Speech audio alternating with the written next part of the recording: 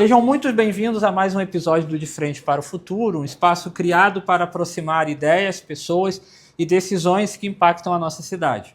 A gente começa agora uma série especial com os pré-candidatos ao governo do Distrito Federal, porque pensar o amanhã exige diálogo, escuta e participação. Olhar para frente e olhar para o futuro também é entender como construí-lo. O nosso candidato de hoje é sociólogo formado pela UNB, mestre em desenvolvimento sustentável e atua como professor e pesquisador nas áreas de sociologia, políticas públicas e cultura. Entre 2019 e 2022, foi deputado distrital com atuação marcante em educação, sustentabilidade e combate à corrupção. Em 2022, disputou o governo do DF e ficou em segundo lugar com mais de 434 mil votos. Nos últimos 4 anos, presidiu o IPHAN, onde liderou a reconstrução das sedes históricas após os ataques de 8 de janeiro. Agora volta ao cenário político como pré-candidato ao governo do Distrito Federal pelo Partido dos Trabalhadores. Um dos principais nomes da disputa pelo GDF com a gente, Leandro Graz. Candidato, pode abrir aqui e falar um pouco das suas considerações iniciais? Obrigado, Yuri, Felipe. Prazer estar aqui com vocês. Agradecer a todos os estudantes que me convidaram para esse momento, nesse podcast. Saudar quem está nos assistindo. Uma alegria a gente poder dialogar, falar sobre Brasília, falar sobre projetos, falar sobre propostas. Nesse momento nós estamos na pré-campanha, então ainda na condição de pré-candidato. Teremos as convenções em julho, aí as candidaturas se oficializam e aí começa a campanha, a gente vai para a rua pedir voto de verdade. Até agora a gente não pode pedir voto. Então, importante esse momento para a gente amadurecer as ideias, poder também escutar as pessoas, assimilar sentimentos e necessidades e representar a população da forma adequada. Bem, então vamos começar essa conversa. Nas últimas eleições ao GDF, a esquerda lançou vários candidatos, aproximadamente 5, entre partidos pequenos e partidos maiores. Enquanto isso, o governador do DF, Ibanez Rocha, foi reeleito em primeiro turno. Parece que esse ano o cenário se repete. Nós temos o senhor como um pré-candidato do partido do presidente e Ricardo Capelli como candidato do partido do vice-presidente. A pergunta é bastante direta. Em nome da unidade do campo, quem deve recuar? O senhor ou Capelli? Olha, antes de responder objetivamente sua pergunta, porque quem deve recuar, na verdade, não é uma decisão minha ou do próprio Ricardo, ou dos partidos A, B, C ou D. Mas vamos recuperar um pouquinho de 22, porque isso já responde parcialmente à sua pergunta. Vejam, o chamado campo progressista, o campo de esquerda, ele se uniu em Brasília em alguns momentos. 1994, Cristóvão Buarque era o candidato ao governo, Arlete Sampaio vice. Nos unimos e ganhamos a eleição. Depois, em 98, nos unimos quase totalmente, perdemos a eleição. 2002, também, só fomos nos unir no segundo turno, perdemos a eleição. Depois de 2006, divisão, derrota. 2010, união, vitória. 2014, divisão, PSB ganhou a eleição, mas teve muita dificuldade de governar porque não tinha base na Câmara Legislativa. E 2018 foi um momento complicado, a gente estava ali com o presidente Lula preso, o campo muito dividido, perdemos a eleição de lavada.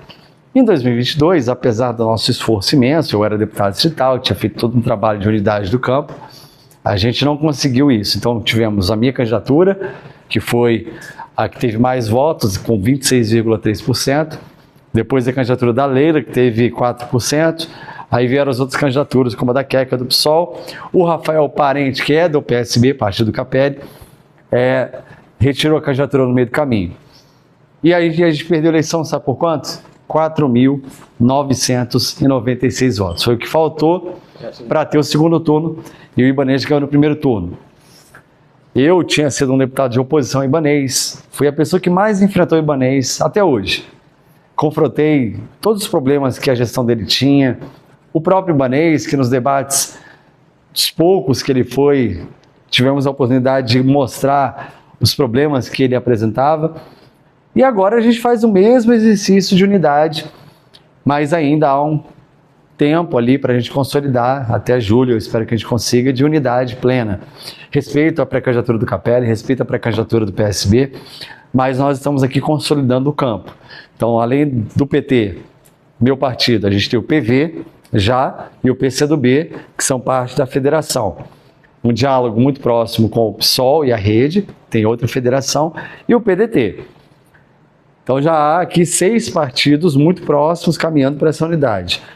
O PSB com a pré-candidatura. Então, seja pelo acúmulo político desse momento e também pelo fato de eu ter saído da urna com 26% e hoje a gente está melhor posicionado nas pesquisas, a gente avalia que o PSB deve compor conosco. Com todo respeito, se o PSB optar em não compor, é uma decisão do PSB, pode custar caro, pode custar um segundo turno sem a esquerda em Brasília, mas vai ser a decisão do PSB. Nós seguiremos trabalhando pela unidade e queremos o PSB conosco. O PSB é o partido do nosso vice-presidente da República. Nós apoiamos o PSB em Pernambuco, nós apoiamos a candidatura do PSB na Paraíba, apoiamos o PSB em outros estados e aqui a gente espera que tenha essa unidade e tenhamos trabalhado por ela. Interessante. Eu acho que dá para puxar um ponto que a gente até conversou, que é muito interessante, que citou quando o PSB ganhou, não tinha uma base, porque não elegeu muito distrital. Ontem teve uma derrota, que foi a indicação do Jorge Messias, certo? Acabou que foi rejeitada pelo Senado. Por exemplo, chegou a eleição, Grais, vitorioso, ganhou. O PT geralmente faz 3 candidatos e mais o quê? 3 a 7 parceiros, né? Mais uns 7 parceiros. Como é que vai ser governar com a CLDF dessa forma? Não vou fazer mais. Será? Você tem razão em relação ao descuido, que aí não é do candidato. E é um problema, porque o candidato a governador, ele tem que ter essa sensibilidade. Ele não pode ser candidato de si mesmo. Se ele é candidato de si mesmo, ele perde completamente o poder e a capacidade de organizar esse campo. Se você está lá só porque você se acha bonzão, porque você fala grosso, porque você bate em todo mundo, não é isso. Você precisa de liderança. Você precisa coordenar o campo, você precisa ser solidário, não só com as pessoas do seu partido, mas os aliados. Então, uma candidatura majoritária ao governo ou ao Senado exige essa postura de quem está ali. Eu não posso pensar só na minha eleição, porque não adianta eu ganhar e não levar. Eu participei da campanha do Hollenberg em 2014. Eu ajudei na campanha dele diretamente, ajudei a elaborar o programa de governo na área da educação. E a gente já ficava muito preocupado na época da campanha, porque o PSB não elegeu um deputado distrital. O Rodrigo chegou ao governo sem o seu partido ter um deputado distrital na Câmara. E aí, claro, o Rodrigo fez esse exercício de tentar compor, de tentar formar a maioria. E isso foi muito desgastante ao longo do governo. O presidente Lula hoje não tem maioria no Congresso. Para isso, ele vai ter que, como ele tem feito, sempre dialogar com outros partidos que não são de esquerda. Eu tenho compreensão de que a esquerda hoje, ela tem sim limitações, mas não vamos aumentar a nossa bancada. Eu estou trabalhando por isso. Estou trabalhando para que a gente tenha nominatas, tanto da federação do PT, PV, PCdoB, mas também tenho contribuído com o PSOL e a Rede, com o próprio PDT, para que tenhamos candidaturas competitivas a deputado distrital. Então eu espero chegar na Câmara com maioria. Se eu não chegar com maioria, eu vou ter que compor. Então eu preciso discutir, dialogar com partidos que não estiveram comigo na eleição, mas podem estar comigo no governo. E aí não é uma mera questão de distribuir espaço, é de trazer para dentro do programa. Nós temos metas, nós temos compromissos com a população, nós vamos apresentar propostas da saúde, na segurança, na educação, na área ambiental, na economia.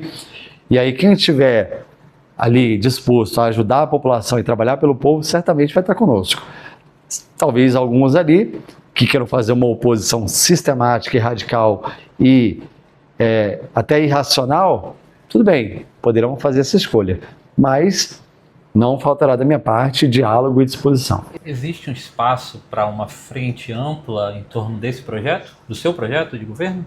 A frente ampla, ela não é frente ampla porque contém partidos de diferentes ideologias apenas. A amplitude de uma frente política e partidária tem muito a ver também com a participação da sociedade. Eu ouço muita gente falar assim, não, tem que ter a frente ampla. Um grupo de 6 partidos já é uma frente ampla, é uma frente grande. Claro que eu quero mais partidos possíveis dentro dessa frente, mas também não quero contradições. Porque não adianta ganhar a eleição e não ter governabilidade, não adianta ganhar a eleição e não ter capacidade de sustentar o seu projeto político. E o nosso projeto político não é um projeto meramente partidário, digo de novo. Quando eu falo, por exemplo, que eu estou ao lado das polícias, eu quero uma segurança pública forte, eu quero que as pessoas andem tranquilas nas ruas, eu estou sinalizando que a minha pauta não é apenas a pauta das políticas sociais mais tradicionais, como a educação, a saúde, a cultura. Quando eu quero dialogar, por exemplo, com os empresários sérios da cidade, eu estou ampliando. E é o que eu estou fazendo. Quando eu sento para conversar com setores da sociedade civil, quando eu sento para conversar com evangélicos, eu estou ampliando o projeto. E é o que eu estou fazendo. Então, muito se fala de frente ampla. A frente ela não é ampla apenas no sentido partidário, ela tem que ser ampla também no sentido social. E esse é o exercício que a gente faz. Se eu puder ter 7 partidos, 8, 9, ótimo. Mas eu quero uma unidade em torno de um programa. E isso é o que a população vai perceber. Se esse programa tem coerência ou se ele é incoerente. E aí é que há, muitas vezes, uma divergência de método. Né? Não adianta você ter uma frente. Como é que você vai construir frente ampla se você não tem frente única? Você não consegue unir nem os seus pares. Você vai ampliar para onde? Vamos falar um pouquinho sobre políticas públicas, falando sobre um dos piores gargalos do DF, que é a mobilidade. Em cidades, por exemplo, como São Sebastião, que é a realidade de boa parte das cidades do DF, quem trabalha cedo ou estuda tarde e volta muito tarde para casa, conta basicamente e somente com o serviço de ônibus. Não tem metrô e não tem outros modais de transporte. Ao mesmo tempo, a gente vê obras viárias paradas e outras propostas de bilhões para novas construções de pontes no Lago Paranoá. Como equilibrar essas prioridades e qual é a sua proposta concreta para virar esse jogo de mobilidade pública no DF e suas ideias para cidades como essa, como São Sebastião, que é periférica e precisa que os profissionais, os trabalhadores cheguem cedo ou que vão muito tarde para casa por causa da escola, da faculdade, seja o que for. Qual é a sua proposta para essas cidades, para o transporte dessas cidades? Primeira coisa, Brasília tem que sair do modelo rodoviarista para o modelo ferroviarista. O que é o modelo ferroviarista? É o modelo de trilho. Metrô, VLT, trens de superfície como um todo. Hoje já é possível e já há estudos para ampliação de trilhos de superfície, metrôs de superfície, trens de superfície aqui no Distrito Federal, tanto para a área oeste, alcançando, por exemplo, para além do metrô, outras regiões de Ceilândia ou Sol Nascente, você poder ampliar trilho até o Gama, você poder ampliar trilho até São Sebastião. Já tem estudos sendo feitos para isso. Então, dialogado com esses grupos e essas empresas que fazem os estudos. Essa semana eu tive uma reunião sobre esses estudos. Não vamos levar trilho para São Sebastião, não vamos levar trilho para o Gama, não vamos levar trilho de integração, inclusive, para o entorno, com Lusiânia e Águas Lindas. Isso é possível. É possível você fazer trilho... Hã? Como se fosse a CPTM. Exato. Exatamente. Na Europa você já tem esse modelo instalado, né, que é o chamado trem de superfície. Porque nem todo trilho é metrô. Uhum. Você pode fazer, inclusive é mais barato e é mais rápido a implementação do trilho de superfície. Metrô dá para ampliar? Dá para ampliar. Tem que ampliar? Tem que ampliar. A gente está fazendo agora o metrô de Samambaia. Quando eu digo a gente, é o governo federal, através do BNDES, que está financiando, através o GDF ele apenas contrata, licita, mas quem está financiando essa obra é o governo federal. As 2 novas estações de Samambaia são recursos do PAC, pelo BNDES. Fazer a integração dos bolsões de BRT. A gente ainda não tem o BRT Norte, corredor exclusivo. Mas, Leandro, por que você não leva metrô para a área norte? Porque a área norte, Sobradinho, Planaltina, ali Dorothy, Nova Colina, Vila Nova, Arapuanga, Estância, tem uma topografia desfavorável ao metrô e uma sensibilidade ambiental alta, a ponto do projeto ser confrontado com perdas de nascentes, mananciais, lençóis freáticos. E a gente não quer outra crise hídrica em Brasília. Então, para a área norte, eu posso fazer o BRT Norte e eu posso fazer VLT, por exemplo, em Planaltina, cortando a Avenida Central e distribuindo esses usuários, esses passageiros, nas principais estações para os bairros importantes de Planaltina. Da mesma maneira, em relação a Ceilândia. Ceilândia, Sol Nascente, podem ter um VLT. ou algum outro modelo de trem de superfície, cortando ela em pratas, chegando até o final. Integrando com os modais de bairro, as vans ou os micro-ônibus de vizinhança, como também já acontece em algumas cidades do Brasil. São Paulo está fazendo um experimento interessante. Tive a oportunidade de conversar esses dias com a empresa que está operando esse modelo. Ele é uma espécie de um Uber público. Vamos lá, você mora na quadra A, ele mora na quadra B, eu moro na quadra C. Todo mundo ali na mesma região. Só que o ônibus passa na Avenida Central, que fica a 1 quilômetro mais ou menos da nossa casa. Você tem uma van, pelo aplicativo eu marco o horário que eu tenho que sair, você vai marcar o seu, você vai marcar o seu. E ela vai reunir todas essas informações e ela vai montar uma rota inteligente. Ela vai passar perto da sua casa, da minha, vai nos levar até a Avenida Central e a gente vai pegar o ônibus no horário que a gente precisa pegar. Às vezes ela vai fazer algum ajuste no seu horário. Olha, não vai dar para passar exatamente 8h15, mas eu consigo passar 8h10. Ou eu passo 8h20. Mas você vai pegar o ônibus no horário que você tem que pegar. Já funciona em algum lugar? Lá em São Paulo está funcionando. Na cidade de São Paulo? É. Eles estão pegando uma área específica e estão testando lá. Para pessoas com deficiência é a mesma coisa. Já tem um serviço que é o Atende, que é para pessoas com deficiência. Não é esperar descer o elevador para a pessoa poder entrar. Não. É um transporte específico que atende a essa população. Por que Brasília não pode ter um negócio como esse? Mas será que tem recurso? Porque Tem. a gente vai pegar cidades de ponta, por exemplo, Braslândia, São Sebastião, que são mais ou menos as últimas cidades, e elas têm que passar dentro de outras RAs para poder chegar ali no trabalho. As estações que recebem essa galera, Central, aqui do Plano, vai ficar muito cheia. Então vai ter que haver uma reforma também em algumas estações, que elas já são cheias hoje, certo? Você vai fazer todo um redesenho das integrações, seja de ônibus e metrô, com o trem de superfície, com o VLT, com os modais de bairro, que micro-ônibus e van. Você vai remodelar o sistema. Você vai recriar, ou reaproveitar, ou ressignificar pontos de integração e criar outros.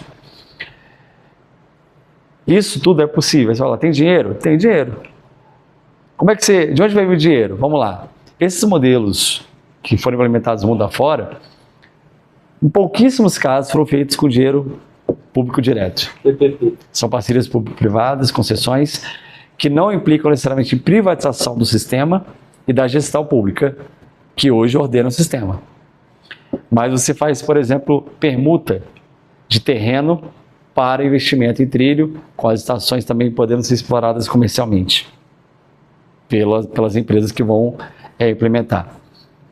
E Brasília ainda tem muita terra, a gente tem várias áreas da Terra Cap que podem servir de permuta para esses investimentos. É esse o projeto que a gente vai apresentar agora na campanha, nas eleições, vai estar no nosso programa de governo. Eu não vou agora abrir muito detalhe, exatamente sobre as linhas e exatamente onde elas vão passar, porque a gente vai começar a falar disso daqui a pouquinho na nossa comunicação. Mas esse é um projeto prioritário para nós. É a refundação do sistema de transporte em Brasília. O Yuri comentou sobre recursos e me permite entrar um pouquinho nessa seara. Falando um pouquinho sobre corrupção e gestão, o BRB é um patrimônio do Distrito Federal. Ele paga servidores públicos, ele financia políticas públicas, como essas, por exemplo. E por isso o caso do Banco Master preocupa muito a população. Há quem diga que o rombo possa se aproximar de 20 bilhões de reais. Mas também, quando a população passa no eixo monumental, ela olha para o estádio Mané Garrincha e também lembra de casos de corrupção que envolveram, inclusive, o ex-governador Agnello Queiroz. A minha pergunta, são duas, é o seguinte: como recuperar a confiança da população de que a política, que através da política que a gente supera essas coisas, essa desconfiança, essa falta de credibilidade e um chaveirinho, como diria nosso professor. O BRB especificamente, ele deve seguir como banco público ou a privatização dele é uma pauta? Vamos lá, tem várias coisas importantes. Responde primeiro ali a questão. Primeiro do vamos falar um Master. pouco sobre transparência. Essa ética, combate à corrupção, prevenção à corrupção. E colocar cada coisa no seu lugar também, porque o que a gente está vendo com o BRB é o maior escândalo de corrupção da história brasileira, talvez um dos maiores do mundo. Não só em termos de valor, porque parece que 10 bi, 6 bi, 30 bi, mas Tempo atrás se falava assim, não, o fulano se beneficiou com uma propina de 1 milhão. Estamos falando de bi. Onde foram parar 10 bi de carteiras inexistentes do Master? Cadê esse dinheiro? Onde ele foi lavado? Para onde ele foi destinado? Não é uma coisa simples lavar 10 bi. 10 bi. Então, por gente de proporção, estou dizendo que existe corrupção mais grave ou menos grave. Toda corrupção é corrupção. Tudo isso impacta a população e tira o dinheiro de onde deveria estar. Inclusive, em relação ao próprio Agnello, a ação que o Ministério Público na época impetrou em relação à improbidade, ela já foi revertida. E outra, chegaram a acusar o Agnello de ter colocado cadeira vermelha no estádio. Tinha uma ação da MPDFT sobre isso.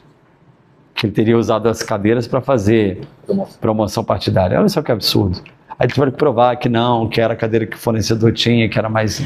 Bom, agora... Histórico também, tipo o uniforme das escolas, ele também colocou vermelho. Então acho que puxaram daí também.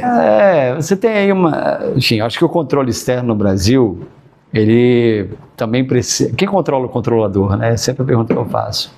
Eu já tive dos dois lados do balcão, né? Eu já fui legislativo, então eu já fui fiscal, eu já fui denunciante, eu já fui alguém que pegou no pé do governo, que já levou ao Ministério Público uma série de coisas que inclusive viraram operação e prisão. A prisão do secretário de saúde do libanês, a operação falso negativo, foi eu que levei ao Ministério Público. Quando eu detectei no meu mandato, na minha equipe, que o governo estava superfaturando teste rápido de Covid, no meio da pandemia. Bom, mas vamos lá. Corrupção, você faz duas coisas com ela. Uma é prevenir e a outra é punir. Não tem outra coisa. O que você faz com a corrupção? Você previne e você pune. A prevenção tem um remédio chamado transparência.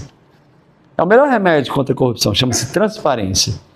Chama-se dados abertos. Chama-se acesso à informação.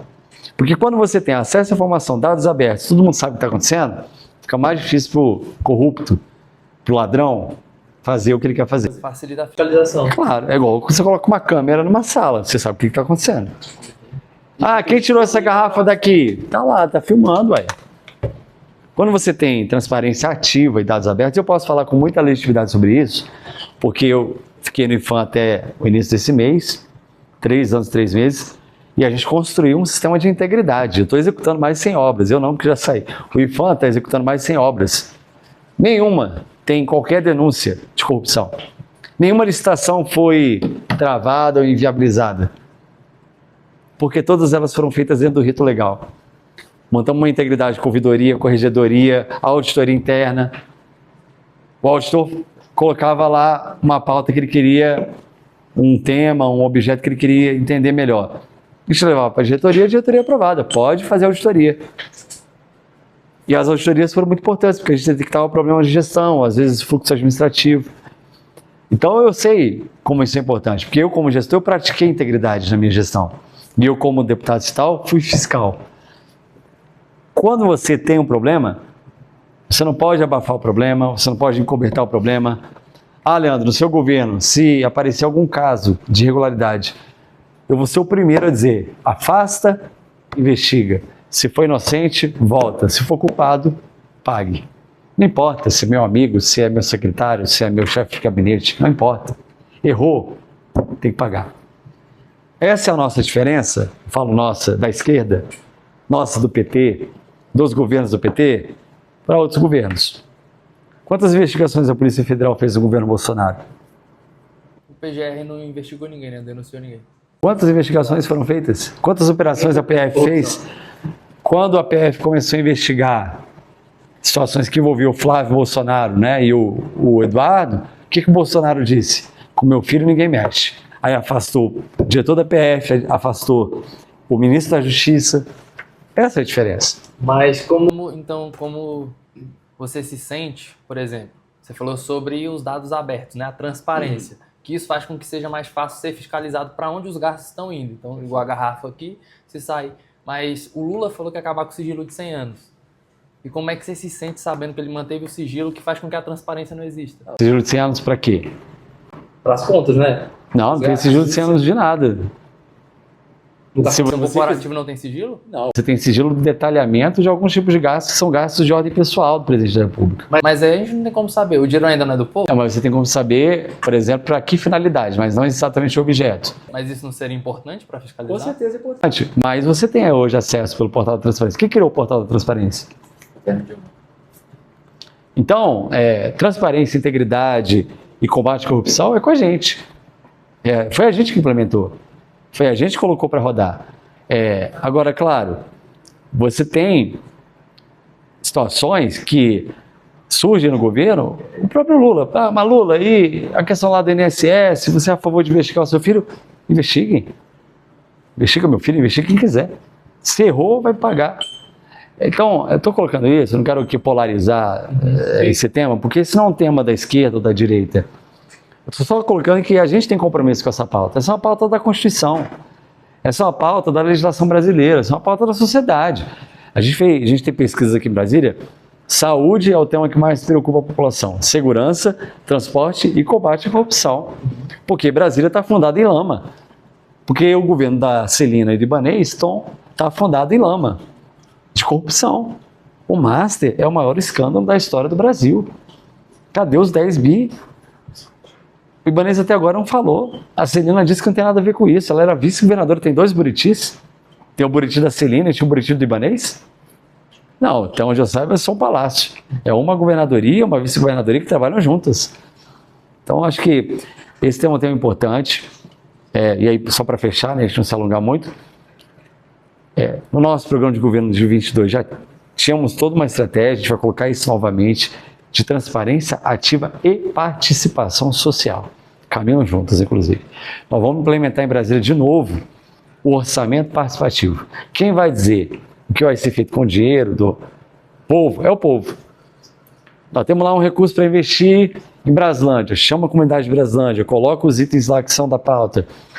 Vamos fazer votação, qual é a prioridade? É uma UBS, é um parque, é uma creche. Vamos colocar e o povo vai decidir. Isso também tem a ver com transparência, porque você deixa as pessoas verem como é que o dinheiro delas está sendo usado. E o BRB vai ser privatizado no eventual governo Leandro Graz? Eu esqueci de falar, desculpa. Não existe a menor hipótese no meu governo o BRB ser privatizado. Tampouco o metrô, tampouco a Caesb. Por que o BRB não pode ser privatizado? Não é porque eu não quero, não é porque eu defendo uma visão estatista. Não. É porque o BRB hoje ele é um instrumento de gestão pública. E se eu perder o BRB, eu perco ferramenta para efetivar direitos. Eu perco, por exemplo, a possibilidade de aportar recursos na previdência dos aposentados aqui do DF. O IPREV, que é o Instituto de Previdência, tem 13% das ações do BRB. Aí o IPREV deixa de ter essas ações. O IPREV é remunerado graças ao BRB. Como é que eu vou remunerar as aposentadorias? Como é que eu vou pagar os aposentados? O BRB hoje ele opera a mobilidade, ele opera o cartão prato cheio, ele opera o cartão material escolar, ele opera várias políticas públicas. Se eu não tenho o BRB, como é que eu vou operar? Vou ter que criar. Aí vão criticar a gente. Aí a contradição, né, desse pensamento que privatiza tudo. Se eu não tenho o BRB operando, eu vou ter que criar agências, vou ter que criar estatais, vou ter que criar ferramentas de gestão. Vai ter que ter lobby, né, se tiver privatizado, para poder conseguir trazer para as políticas públicas esse recurso. Já tem. Exato. Aí o BRB também ele é importante porque ele financia várias coisas na cidade. Ele financia o setor imobiliário, ele financia a agricultura. Então deixa de ter um banco de desenvolvimento. E aí a cidade ou recorre aos bancos federais ou aos bancos privados, que geralmente têm juros um pouco mais elevados. Não querendo me alongar, mas surgiu uma pergunta que é o seguinte: existe uma caixa preta no BRB hoje? Existe muita coisa para ser descoberta. Existe muita coisa para ser revelada. Até agora, eles não apresentaram o balanço do BRB. Aí vai a Celina Leão, manda um ofício para o governo federal, pede uma agenda com o Lula para negociar um suposto empréstimo do Tesouro Nacional para tentar salvar o BRB. Quando você vai pedir um empréstimo no banco, você não tem que levar seu comprovante de renda, tem que levar. Você leva seu comprovante de residência, tem que levar. Você tem que apresentar várias certidões dizendo que você não está em dívida com o governo, etc. Só você não consegue empréstimo. Nem o balanço do banco eles apresentaram até agora. Então, como é que querem, ou dizem que querem, consertar a lambança, para não usar outro nome que eles fizeram, se eles não conseguem, no mínimo, prestar informação? Então, a salvação do BRB depende de credibilidade, depende de competência, depende de compromisso técnico com a verdade, com os dados. Por que não querem abrir o balanço do BRB? Tem algum movimento lá que não foi legal, no sentido da lei? Tem algum movimento, alguma troca, algum deslocamento de recursos que foi ilegal e não pode ser conhecido? Ou estão tentando mascarar? Cadê as auditorias do BRB? Os nossos deputados citados, o Chico, o Ricardo e o Gabriel, mandaram um requerimento semana passada pedindo os dados de auditoria do BRB. Aí sabe qual foi a resposta do BRB? Está aqui no meu celular. Não, a gente não pode mandar não porque é sigiloso. Sigiloso? O que é sigiloso pode ser um inquérito lá no Judiciário, na Polícia Federal. Mas o dado do banco da cidade, cujo maior acionista é o governo, não é. Inserido em um escândalo? Inserido em um escândalo? Cadê?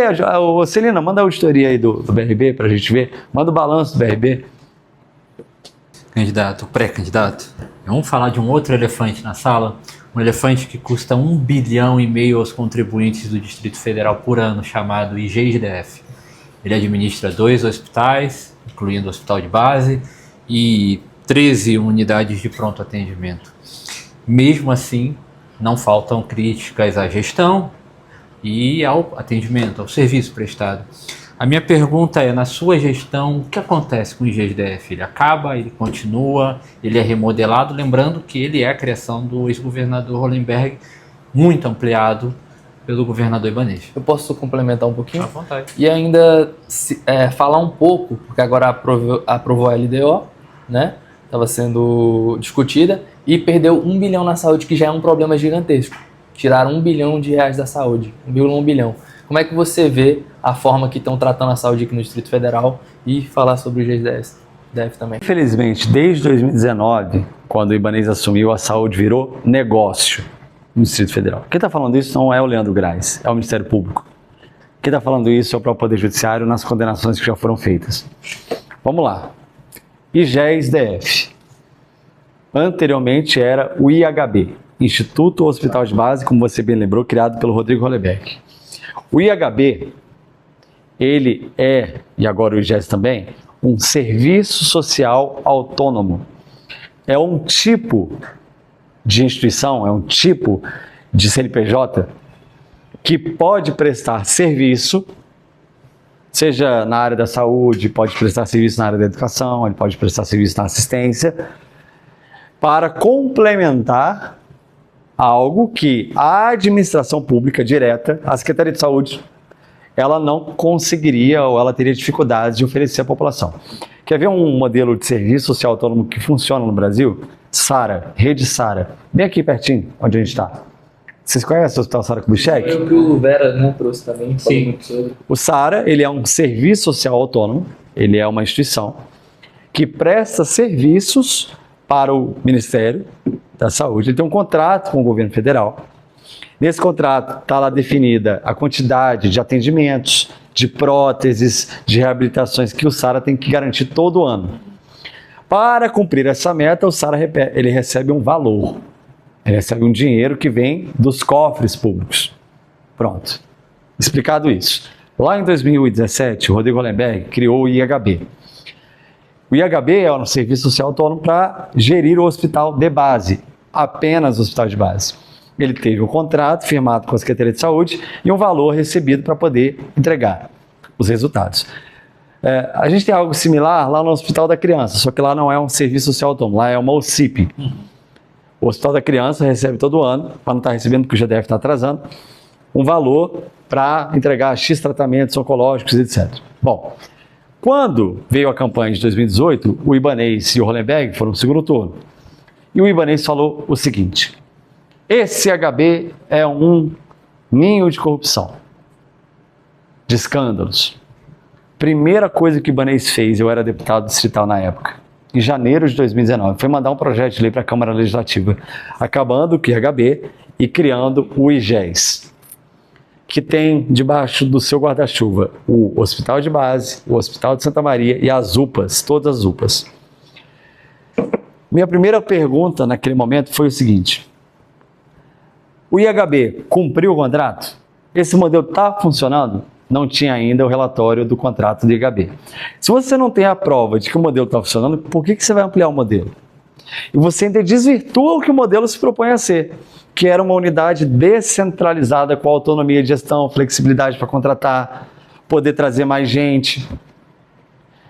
O que foi o IGES? Foi uma Secretaria de Saúde paralela, com menos rigor, com menos transparência e não obedecendo à lei de licitações, como a Secretaria tem que obedecer. O que a gente vê no IGES desde 2019? Eu denunciei várias dessas situações. Corrupção, incompetência, quebra de pessoalidade, tráfico de influência. Eu pedi as auditorias do IGES em 2021, das 40 que estavam sendo feitas, eles mandaram 11 só. Eu peguei contrato superfaturado, eu peguei contrato de empresa que era amiga do diretor do IGES, contratos que o objeto não estava sendo entregue, na área de tecnologia, por exemplo. Levei ao Ministério Público, tentamos implementar uma CPI do IGES e a base do governo ibanês na época não deixou. Então o IGES e esse modelo todo, na minha avaliação, são um duto de dinheiro público. Para onde está indo? Não sei. A polícia tem que dizer. Mas não entrega. O IGES deveria cuidar do hospital de base. Você falou aí mais de 1 bi. Exatamente. Vai lá no hospital de base. Um monte de gente no corredor. Vai lá no hospital de Santa Maria, como eu fui várias vezes, bati lá meia-noite, 1h da manhã, quando eu era deputado. 12, 15, 20 mulheres grávidas esperando atendimento à ginecologia na obstetrícia, porque não tinha médico. Esse é o IGES-DF. Então, sobre o IGES, temos que ter muita calma e muita racionalidade. Não dá para falar assim, eu vou acabar com o IGES, e aí no outro dia eu boto 12, 13, 15 mil pessoas na rua. Aí eu desabasteço os 2 hospitais e as UPAs, que já estão uma porcaria. Então a gente precisa, primeiro, pensar um modelo que aproveite esses trabalhadores. E aí pode ser um modelo de empresa pública, pode ser um modelo fundacional, pode até manter o serviço social autônomo, mas eu não quero o IGES mandando na saúde e fazendo gestão de saúde, porque não foi para isso que ele foi contratado. Ele foi contratado para entregar serviço. Serviço social autônomo. Ele não foi contratado, o nome é ruim, o nome é errado. Instituto de Gestão. Não, não é de gestão. Ele não é isso. Gestão quem faz é a Secretaria de Saúde. Ela dá a linha, ela define as metas, ela estabelece como é que vai se dar o fluxo entre as UBS, que é a atenção primária, atenção média, atenção de alta complexidade. Esse é o papel da Secretaria, não é do IGES. Aí vira uma confusão, ninguém sabe quem manda em quem ali. Quem é que manda mais, a Secretaria de Saúde ou é o diretor do IGES? Quem tem mais poder hoje? Sabe? Então está tudo errado. Nós vamos repactuar, nós vamos refundar o sistema de saúde em Brasília. Começando pelo fortalecimento da atenção primária. Por isso que ela é primária, porque ela é a mais importante e ela é a básica. Saúde perto de casa, atenção primária ali com UBS, com pessoas tendo direito ao exame, vacinação em dia. Aí, fez o exame, vai para média e alta complexidade. Aí eu tenho que ter hospital bem equipado, tem que ter médico, enfermeiro, as especialidades funcionando, zerar a fila de cirurgia, zerar a fila de exame. Gente, sabe quantas mil pessoas hoje estão esperando atendimento em Brasília? Mais de 100 mil. Tem mais de 100 mil pedidos na regulação hoje. Desde cirurgia de vesícula, mamografia, tratamento oncológico. Sobre isso, uma pergunta. O que você diria para um habitante, para uma pessoa no DF que espera, por exemplo, 6, 7 anos por uma cirurgia eletiva? Porque 100 mil já é muito, só o número em si. Agora, com o percentual da população trazendo isso para a pessoa, né? Isso é inadmissível. Isso é inadmissível, isso é desumano.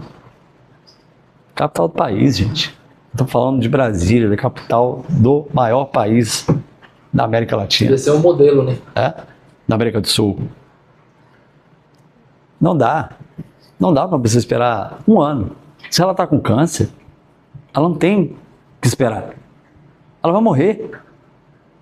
Então ela precisa ter tratamento, ela precisa ter encaminhamento. Ela é prioridade. Ela é urgente. Sabe? Assim, Eu andei em todos os hospitais regionais, eu conheço todos eles. Alguns eu fui mais de 10 vezes. Fui lá no Hospital Regional de Ceilândia essa semana. Quando eu era deputado estadual, eu bati na porta do Hospital de Sobradinho um dia, que acabou a energia do hospital. Cheguei lá, na UTI neonatal, tinha tirado todas as crianças distribuídas nos hospitais, estava lá bercinho virado, maca de criança virada. Sabe? Faltou energia no Hospital de Sobradinho. Hospital de base, nem sei quantas vezes eu fui lá. Eu fui em todas as UPAs, eu visitei mais de 30 UBS, 40 UBS, fácil assim, perdi a conta. Para conversar com os médicos, enfermeiros. Fui em UBS da área rural, lá do Pipiripau, por exemplo. Cheguei lá, não tinha medicamento. Eu conheço o sistema, eu sei o que eu estou falando. Eu não estou vendo pelo Instagram, eu não estou só vendo pela TV. Eu conversei, eu sei como é que está funcionando. Eu mergulhei no SUS aqui em Brasília. Eu fui o vice-presidente da Comissão de Saúde e fui o vice-presidente da Comissão de Fiscalização e Controle da Câmara Legislativa. Era na minha comissão que passava o relatório quadrimestral da Secretaria de Saúde e do IGES. Sabe quantas vezes eles cumpriram a meta? Nunca. E aí pegava o relatório e mandava para o Ministério Público. Os 3 primeiros presidentes do IGES foram acusados de improbidade, né?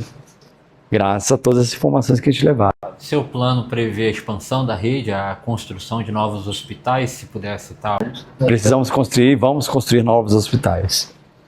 Nós temos uma demanda de hospital no Recanto das Emas, em São Sebastião e em Ceilândia, porque Ceilândia adensou, aumentou, cresceu, sol nascente, pôr do sol ali também, e você tem hoje só o hospital regional, e aquele hospital que era um hospital de campanha, ele está servindo de retaguarda para o Hospital de Samambaia. Então, Ceilândia está afogada ali, está pressionada. A gente precisa de mais um hospital para oferecer mais especialidades. Não dá para uma pessoa que mora em Ceilândia e ela precisa de um tratamento específico que só tem lá no Hospital do Paranoá ou no Hospital de Santa Maria, muito longe. Atravessar a cidade. Agora, não adianta você construir mais hospitais se você não resolve também a atenção primária. Você vai enxugar gelo, porque esses hospitais vão ficar lotados em um ano. E aí volta de novo. Prevenção é importante. Pensar a saúde não como tratar a doença. Tem que mudar essa visão. Saúde não é tratar a doença só. Saúde é qualidade de vida, bem-estar, é boa alimentação, é saneamento básico. Saúde é prevenção de doença. Tem uma coisa importante no SUS que quase ninguém fala e que é essencial. Chama-se práticas integrativas de saúde. Temos lá em Planaltina um centro de práticas integrativas, eu conheço lá, tem a farmácia viva, tem aula de yoga, tem aula de alongamento lá para as pessoas idosas e uma série de outras coisas. Educação em saúde é muito importante. Esse governo gastou mais de 1 bi em publicidade. Vocês já viram alguma propaganda do GDF na TV orientando a população sobre saúde? Não tem. É sobre cimento, é sobre pedra, é sobre cal. É sobre viaduto que não terminou até agora. Então, também passa por isso. Nessa questão da saúde, né, quando a gente fala a saúde está precisando de investimento, está precisando de... Todo mundo pensa em construir hospital e médico. Mas nessa questão também, tem uma questão educacional, porque às vezes o cara está com uma gripe, vai lá pegar fila no hospital. Então, se for para gastar com informação, que seja essa informação, você está com gripe, você vai na UPA. Isso. Que aí você não vai para o hospital, que é uma Quando emergência. tem a telesaúde, telemedicina em Brasília, por que a pessoa que está com sintoma ainda leve, ela tem que pegar 2 ônibus para ir até o hospital? E aí, tanto por equívoco dela, aí ela fala, pô, mas na UBS aqui perto de casa não tem médico. Realmente, às vezes ela tem razão, não tem médico. Mas será que não é possível, gente, na capital do país, a gente tem um governo digital que para várias coisas, entre elas a saúde, e aí vai estar no nosso programa de governo isso, tá? Já está. Ela não possa fazer ali uma sinalização inicial e aí uma central da saúde detectar, sintoma leve, dor de cabeça, ou já mandar para ela uma orientação escrita no WhatsApp, ou marcar ali um médico de plantão no telesaúde, 10 minutos ele orienta, repousa, toma soro, tá com diarreia, hidratação. Gente... Como paciente do Sistema Único de Saúde daqui do DF, eu posso dizer que a quantidade de papel que a gente usa para todo tipo de encaminhamento, exame, farmácia, é analógico. Se tivesse uma questão informacional assim, mais completa, se você soubesse a quantidade de médico que está de plantão no dia, a quantidade de pessoas na fila num aplicativo, por exemplo, você conseguiria até saber se tem um hospital que é a 10 minutos mais longe Porque eu moro em Ceilândia. O de Ceilândia tá cheio. Eu poderia ir no de Taguatinga, que tá mais vazio, seria atendido mais Sabe rápido. por quê? Vai acontecer? Porque o sistema do IGES é um, o sistema da Secretaria de Saúde é outro. Dentro da Secretaria de Saúde você tem N sistemas que não se conversam plenamente. Não conversa. Você não tem uma base de informação de saúde. Você não sabe. Quem vai ter isso talvez seja o médico de família lá da UBS, que ele tem todo o relatório ali do paciente, acompanha aquela família. Mas no geral, você não tem. O cara, ele está sendo acompanhado por um médico de família, mas de repente ele sofreu uma coisa mais grave, tem que ir para uma emergência. Quando ele chega na emergência, não tem o prontuário dele. Então você acredita em unificar esse sistema? Exato. Hoje a gente tem todas as condições de integrar a informação no DF, ter um governo digital, um sistema distrital de informações bem qualificado, que aí faça conversar a saúde com a educação, com a segurança pública, com outras áreas. Por exemplo, é importante que o diretor da escola ele tenha informações sobre a saúde do aluno, sobre a saúde da família do aluno, sobre a saúde mental da família. Então tem que integrar a informação do CAPS, com a informação da UBS e a informação da escola. Porque às vezes o menino ele tem um comportamento que pode ter a ver com uma patologia de alguém que é membro da sua família. E aí você não vai tratar o menino isolado, aí vai ter orientação pedagógica, o psicólogo escolar, fazendo a tarefa adequada. Então é isso, assim, quando eu falo que o Brasil está analógico, em tudo, né? Na segurança pública é analógica, totalmente analógica. Esse é um dos pontos que a gente quer abordar, vamos né? falar sobre segurança pública? Quando a esquerda fala em segurança pública, muitas vezes ela é acusada de ser branda demais com o crime, talvez até mais preocupada com o criminoso do que com a vítima. Para quem foi assaltado, perdeu alguém da família ou convive com o tráfico de drogas na sua quadra, talvez políticas, quando a gente fala de políticas sociais, pareça tudo um pouco insuficiente.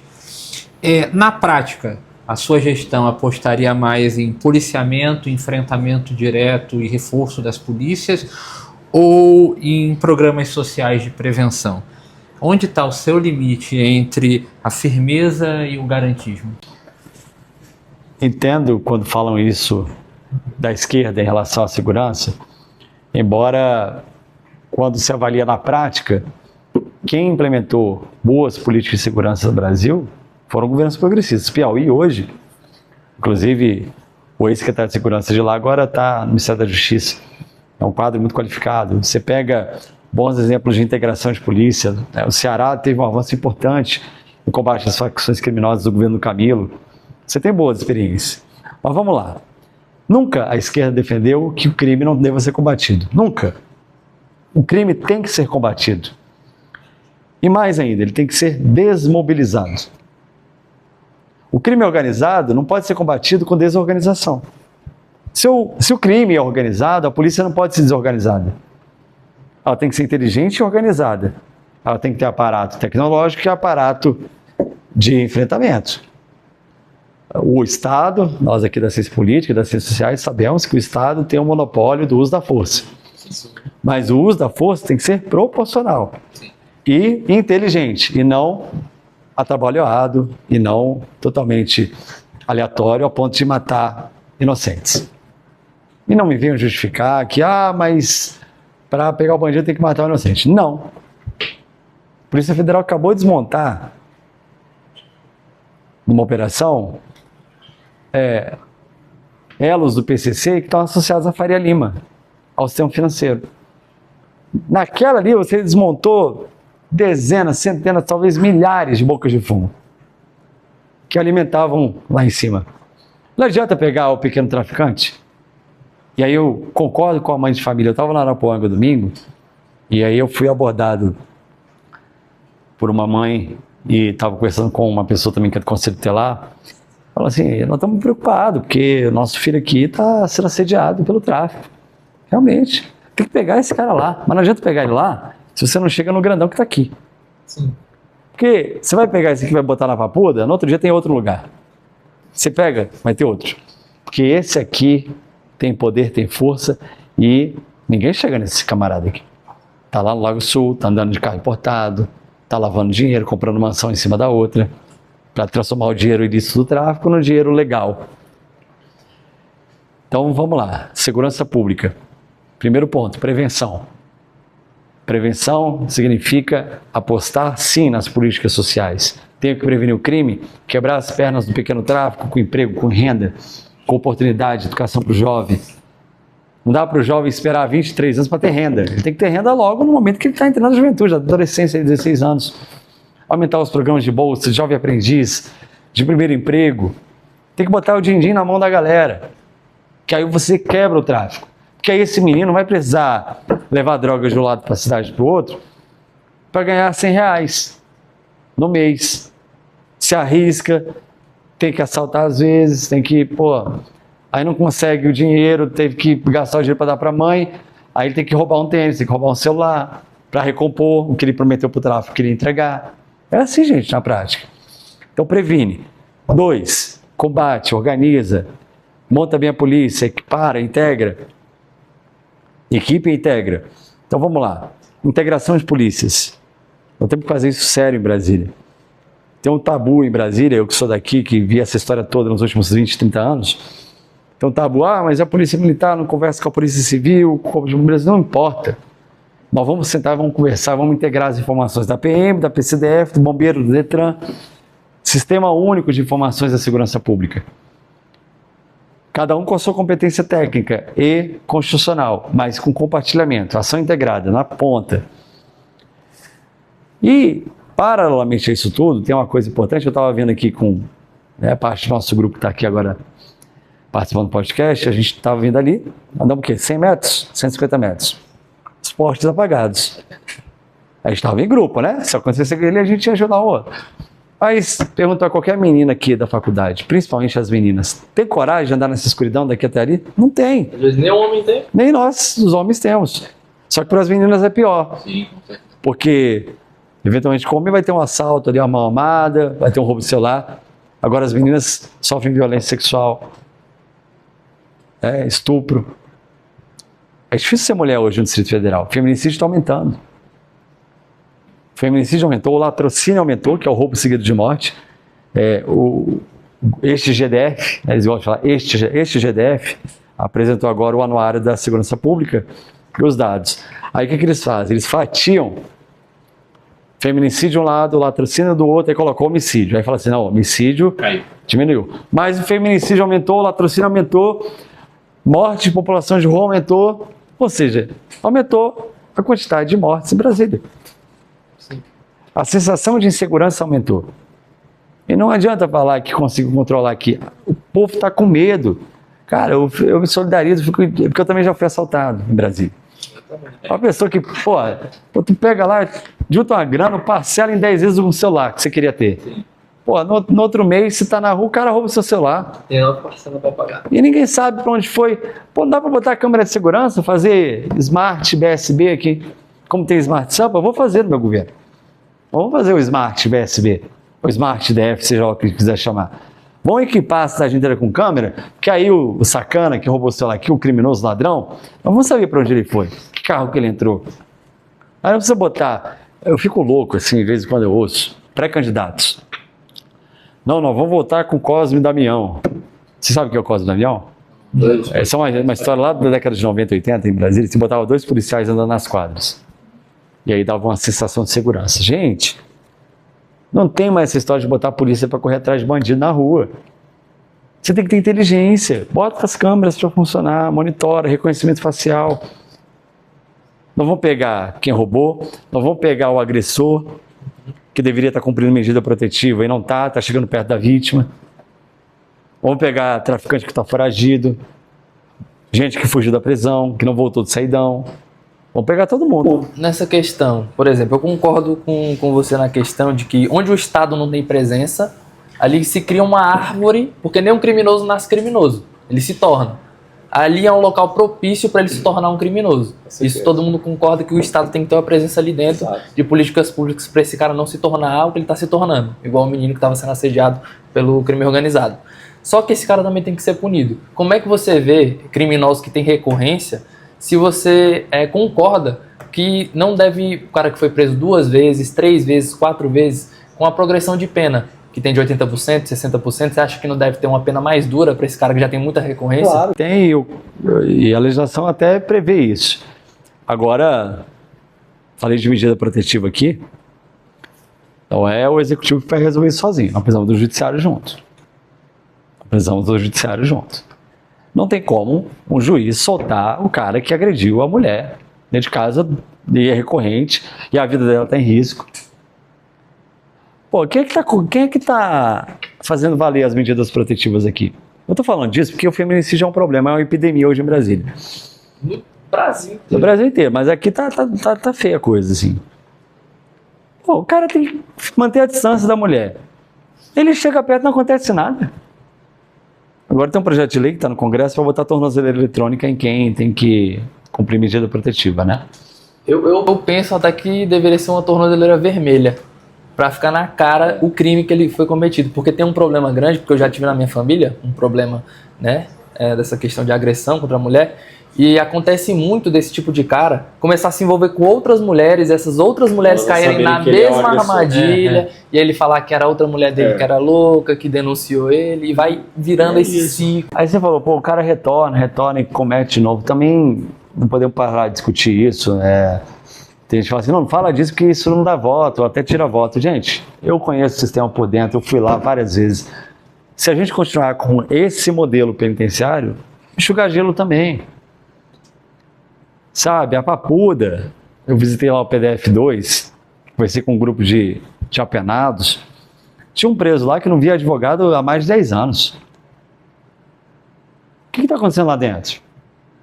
Por que as pessoas não trabalham? Cadê a FUNAP? Cadê as instituições que poderiam estar formando e capacitando essas pessoas, esses apenados? Poxa, poderiam estar atuando nas obras públicas, poderiam estar atuando na zeladoria urbana, poderiam estar atuando em serviços sociais, no atendimento a vulneráveis, monitorados, fiscalizados, poderiam estar atuando. Quem não completou o ensino fundamental, que complete. Quem não completou o ensino médio, que complete. A maioria dos presos no Brasil não tem ensino fundamental, abandonaram a escola. Sabe quantos jovens abandonam a escola no DF hoje por ano? Cerca de 3.500. Hoje, 29 meninos ou meninas abandonaram a escola em Brasília. O que está acontecendo com a escola pública? É que a gente nem falou aqui de educação. Vamos entrar nesse assunto. Mas tem muita coisa que tem que ser consertada. E para consertar é política pública, é governo, é seriedade, é meta, resultados, gestão e seriedade. Tá. A gente precisa falar um pouquinho sobre meio ambiente e sustentabilidade, porque é o assunto da faculdade. É o tema que para nós é obrigatório. E sobre isso eu gostaria de falar o seguinte, parece que sobre isso o DF também tem uma desigualdade muito grande. Enquanto em áreas como o plano piloto você tem 200 metros de área verde por habitante, em cidades como Ceilândia e Samambaia, muitas vezes esse dado não chega a 10 metros quadrados. No fim, isso vira mais calor, pior qualidade de vida e um fenômeno que hoje as pessoas denominaram como racismo ambiental. Eu gostaria de fazer uma pergunta muito direta. Na sua gestão, como o senhor vai enfrentar isso? Vai ter construções de novos parques? Vamos implementar novos parques. Já tem áreas reservadas para isso. Tem parques que foram ditos implementados, mas que não foram equipados, que não foram construídos para realmente a população usufruir. Você não teve ali nada de relevante. Vamos lá. Eu sou ambientalista, minha formação é também na área ambiental e eu fui o presidente da Frente Ambientalista da Câmara Legislativa em 2019 até 2022. E eu aprovei algumas leis importantes nessa área. Tem uma legislação minha muito importante que se ela fosse observada, a Celina não teria e o Ibanez não teriam mandado a Serrinha do Paranoá como garantia para o empréstimo lá do BRB. Agora tiraram porque viram a lambança que fizeram. Essa lei ela estabelece todas as regras, as diretrizes, com base na legislação federal, com base nas boas práticas para o devido uso do cerrado. O cerrado não pode ter construção? Pode. O cerrado não pode ter agricultura? Pode. O cerrado não pode ter indústria? Pode. Da maneira correta, no local adequado. Temos em Brasília uma coisa chamada zoneamento ecológico e econômico, que foi feito em 2017. Pergunta se alguém implementou isso nesses últimos 8 anos. Não. O que é o zoneamento ecológico e econômico? É todo o mapa de Brasília, e aí você vai dizer, nessa área aqui, para ter o melhor resultado econômico e o menor impacto ambiental, você vai colocar indústria. Nessa outra aqui, para ter o melhor resultado econômico, o menor impacto ambiental, você vai colocar agricultura familiar, e etc, e etc, e etc. Aqui você vai colocar parque. Aqui é unidade de conservação. Aqui tem manancial nascente, lençol freático alto. Então não dá para perfurar, senão você vai arrebentar o lençol freático. Então chega no final. Resumindo, nós não podemos separar a questão ambiental do projeto de cidade, do projeto de sociedade que a gente quer. Ou alguém aqui vai trabalhar e não vai beber água. Ou alguém aqui vai poder inovar e empreender e não vai conseguir respirar porque o ar está poluído. Ou alguém aqui vai querer, construir o seu projeto de vida e profissional, mas não vai conseguir comer porque não tem segurança alimentar, porque não teve terra para produzir alimento saudável e limpo. Bom, então a questão ambiental não é uma questão à parte. Ela é transversal à vida. É sobre nós, é sobre a nossa existência. E o DF hoje tem problemas ambientais gravíssimos. Eu, como governador, vou decretar emergência climática em Brasília assim que eu assumir. Porque nós estamos vivendo uma emergência climática. Nós estamos vivendo um processo de desmatamento do cerrado gigantesco. É o bioma mais desmatado do Brasil hoje. E o DF está dentro disso. A estação de águas emendadas, que é onde nasce a água para vários lugares do Brasil, até o Rio da Prata, está cercada de grileiro, ocupando e parcelando ilegalmente. E assim vai. A Floresta Nacional, a Flona, também está passando pelo mesmo problema.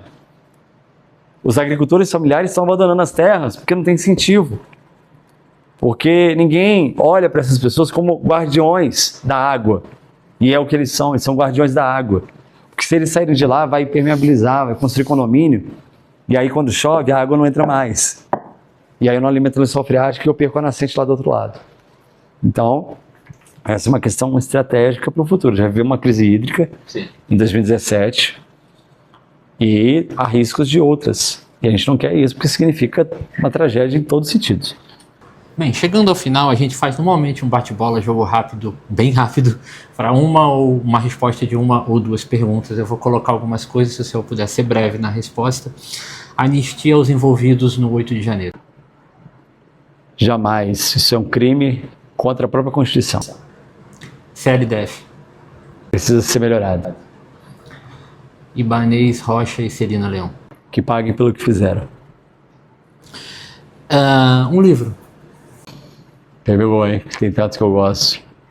Mas já que a gente está aqui na ciência política, nas ciências sociais, Raízes do Brasil, Sérgio Buarque de Holanda. Uma frase. Ninguém faz nada sozinho. A gente vai ficando por aqui em mais um episódio de Frente para o Futuro. Eu gostaria de agradecer à Universidade, à Icon Ações Cinematográficas pela iluminação e principalmente ao nosso convidado pela disponibilidade e pelo tempo. E a gente queria pedir para que eu falasse um pouquinho, fizesse suas considerações finais. Dá seu recado para a galera e convida a conhecer todas as suas propostas, te acompanhar. Obrigado, prazer enorme, parabéns ver o estudante, a juventude se organizando para discutir, para debater, para pensar o futuro e o presente da nossa própria vida, da nossa cidade, do nosso país. Então vocês estão de parabéns, todo o meu apoio a vocês, que eu puder ajudar sempre, contem comigo. Como lembra Robert Dahl, a democracia depende não só de instituições, mas da participação de todos. Então, fica o convite, segue o De Frente para o Futuro nas redes sociais, acompanha a gente, porque essa conversa não termina aqui. Obrigado e até o próximo episódio. Até.